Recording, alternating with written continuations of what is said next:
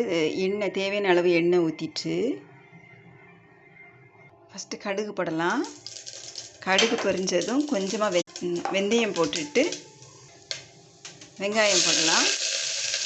ஒரு மிளகாயும் போட்டுக்கலாம். அப்புறம் கொஞ்சம் குட்டி வெங்காயமும் போட்டுக்கலாம். முழுசாவே போட்டுக்கலாம் குட்டி வெங்காயத்தை. உப்பு போட்டுக்கலாம். அப்புறம் இப்போ நல்லா வதக்கணும். இது நல்லா வதங்கணும் ஓரளவு. கொஞ்சம் மஞ்சப்பொடி போட்டுக்கலாம். அப்போனா இது கொஞ்சம் சீக்கிரமாக வதங்கிறதுக்காக.